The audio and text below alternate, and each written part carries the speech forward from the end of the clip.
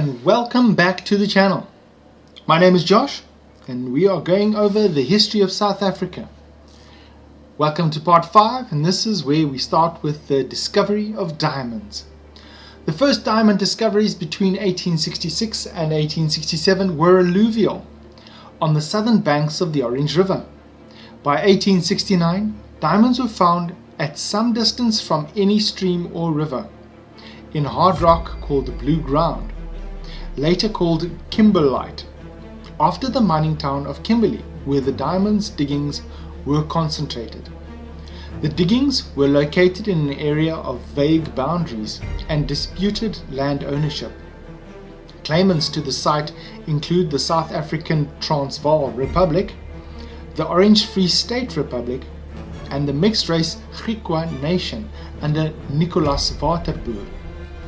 Cape Colony Governor Henry Barclay persuaded all claimants to submit themselves to a decision of an arbitrator, and so Robert W. Keat, Lieutenant Governor of Natal, was asked to arbitrate. Keat awarded ownership to the Griquas, Waterboer. Fearing conflict with the Boer Republic of Orange Free State, subsequently asked for and received a British protection.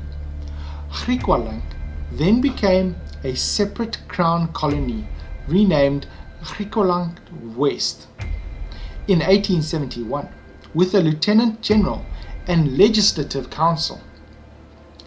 The crown colony of Griqualand West was annexed into the Cape Colony in 1877, enacted into law in 1880. No material benefits accrued to the Griquas as a result of either colonialization or annexation. They did not receive any share of the diamond wealth generated at Kimberley.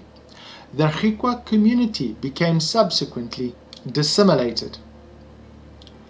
By 1870s and 1880s, the mines at Kimberley were producing 95% of the world's diamonds. The widening search for gold and other resources were financed by the wealth produced and the practical experience gained at Kimberley.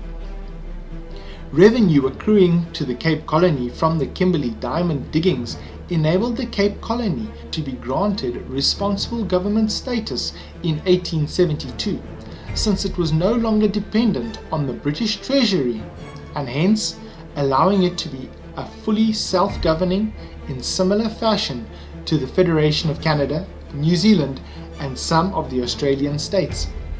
The wealth derived from Kimberley mine, having effectively tripled the customs revenue of the Cape Colony from 1871 to 1875, so doubled its population and allowed it to expand its boundaries and railways to the north. In 1888, British mining magnate Cecil John Rhodes co-founded De Beers Consolidated Mines at Kimberley after buying up and amalgamating the individual claims with finance provided by the Rothschild dynasty. Abundant, cheap African labor was central to the success of Kimberley diamond mining, as it would later also be the success of gold mining in the Witwatersrand.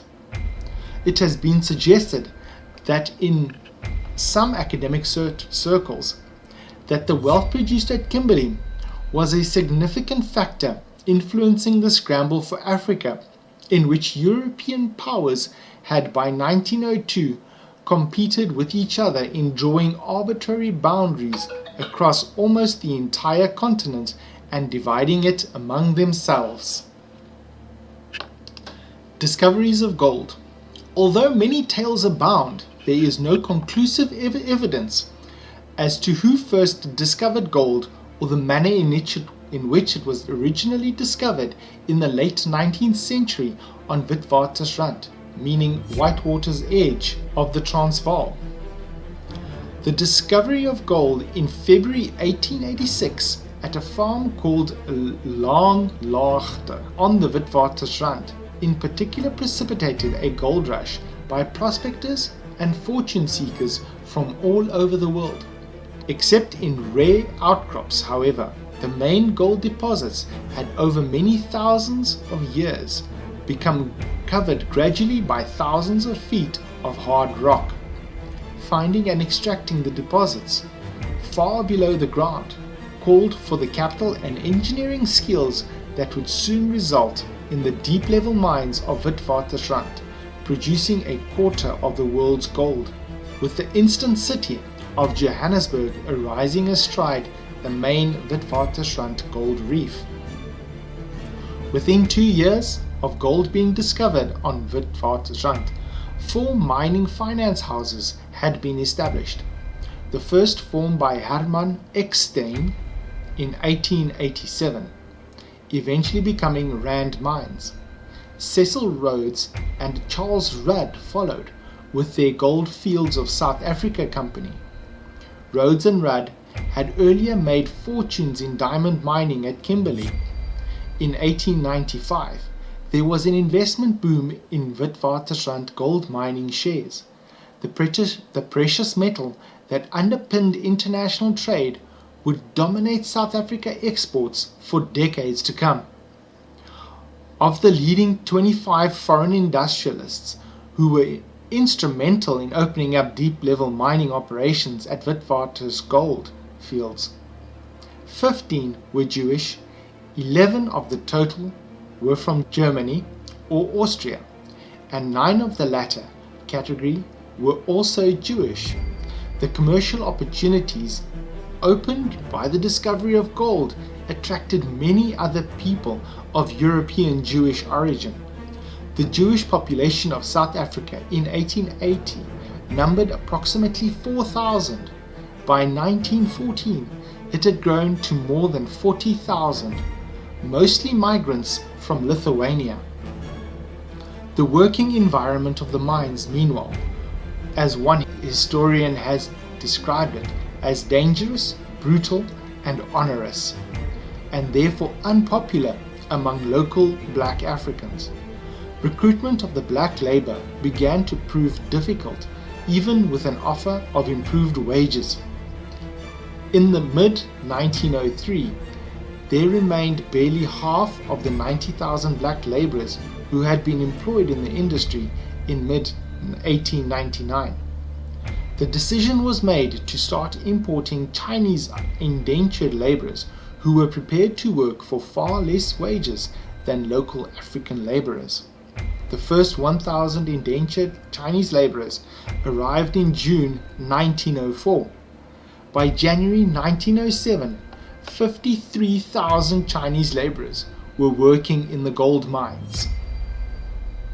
First Anglo-Boer War.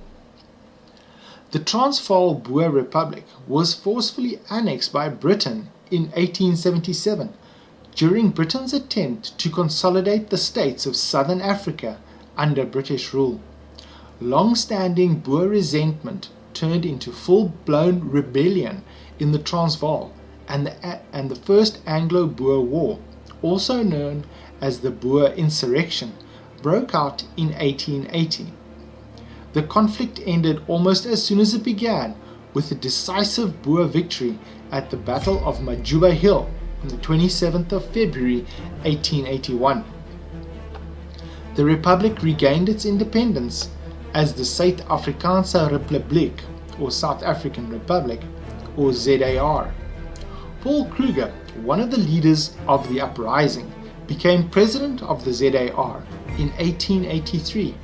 Meanwhile, the British, who viewed their defeat at Majuba as an aberration, forged ahead with their desire to federate the South African colonies and republics. They saw this as the best way to come to terms with the fact of the white Afrikaner majority, as well as to promote their larger strategic interests in the area. The cause of the Anglo-Boer Wars has been attributed to a contest over which nation would control and benefit the most from Witwatersrand gold mines. The enormous wealth of the mines was in the hands of the European landlords, overseeing the mainly British foreign managers, mining foremen, engineers and technical specialists, characterized by the Boers as Uitlander, meaning aliens.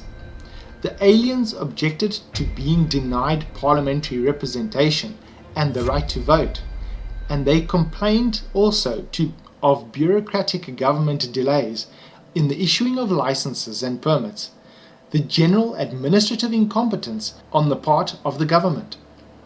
In 1895, a column of mercenaries in the employ of Cecil John Rhodes' Rhodesian-based charter company and led by Captain Leander Starr Jamison had entered the ZAR with the intention of sparking an uprising on the Witwatersrand and installing a British administration there. The armed incursion became known as the Jamison Raid. It ended with the invading column was ambushed and captured by Boer commandos. President Kruger suspected the insurgency had received at least the tacit approval of the Cape Colony government under the premiership of Cecil John Rhodes, and that Kruger's South Africa Republic faced imminent danger. Kruger reacted by forming an alliance with the neighboring Boer Republic of Orange Free State. This did not prevent the outbreak of the Second Anglo-Boer War. Renewed tensions between Britain and the Boers peaked in 1899 when the British demanded voting rights for the 60,000 foreign whites on the Witwatersrand. Until that point, President Paul Kruger's government had excluded all foreigners from the franchise. Kruger rejected the British demand and called for the withdrawal of British troops from the borders of the South African Republic. When the British refused, Kruger declared war. This Second Anglo-Boer War was also known as the South African War, lasted longer than the first, with British troops being supplemented by colonial troops from southern Rhodesia, Canada, India, Australia, and New Zealand. It has been estimated that the total number of British and colonial troops deployed in South Africa during the war outnumbered the population of the two Boer republics by more than 150,000. By June 1900, Pretoria, the last major Boer towns, had surrendered, yet resistance by Boer bittereinders, meaning those who would fight to the bitter end, continued for 2 more years with guerrilla warfare, which the British met in turn with scorched earth tactics. The Boers kept on fighting. The British suffragette Emily Hobhouse visited British concentration camps in South Africa and produced a report condemning the appalling conditions there. By 1902, 26,000 Boer women and children had died of disease and neglect in the camps. The Anglo-Boer War affected all ethnic groups in South Africa. Black people were recruited or conscripted by both sides into working for them, either as combatants or non-combatants, to sustain the respective war efforts of both the Boers and the British. The official statistics of the blacks killed in action are inaccurate. Most of the bodies were dumped in unmarked graves. It has, however, been verified that 17,182 black people died, mainly due to diseases, in the Cape concentration camps alone. But this figure is not accepted historically as a true reflection of the overall numbers of concentration camp superintendents did not always record the deaths of black inmates in the camps. From the outset of the hostilities in October 1899 to the signing of the peace in 31st of May 1902, the war claimed the lives of 82,000 imperial soldiers and 7,000 Republican fighters. In terms of the peace agreement known as the Treaty of Vereniging, the Boer republics acknowledged British sovereignty, while the British in turn committed themselves to reconstruction of the areas under their control. I want to thank you guys for watching. Thank you for joining me on this very interesting South African history. If you like the content that's being put out, please put a thumbs up, and I would love you to hit the subscribe button so that you can follow with all the videos that are still to come. Thank you very much. Have a great day. Thank you for watching and stay safe.